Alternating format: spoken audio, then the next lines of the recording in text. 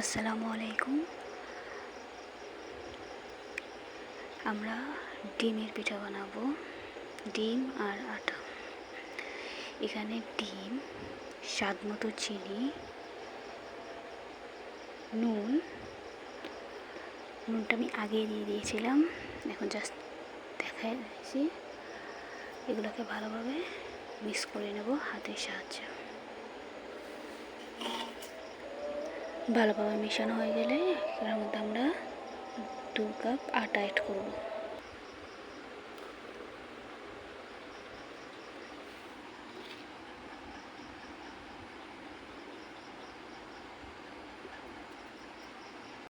এবার এগুলোকে ভালোভাবে মিশিয়ে নিতে হবে। এখানে আমি ডোটা পাতলা করব, তো আমি কিছু পানি অ্যাড করব।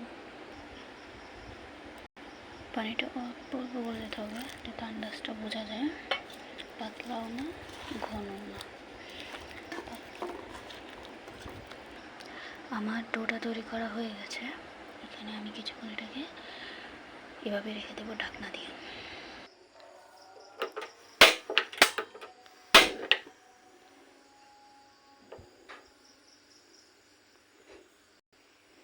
একটু বড় পাতিলে বানাবো।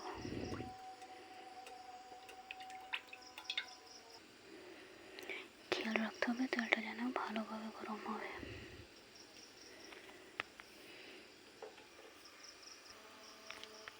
তেলটা ভালোভাবে গরম হয়ে গেছে।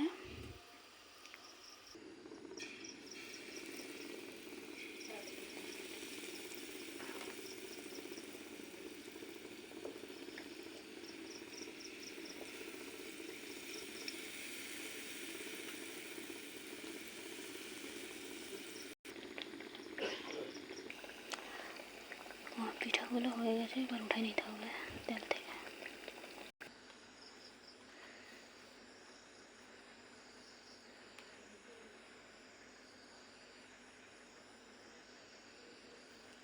দেখুন কেমন কেকের মতো নরম তুলতুলে।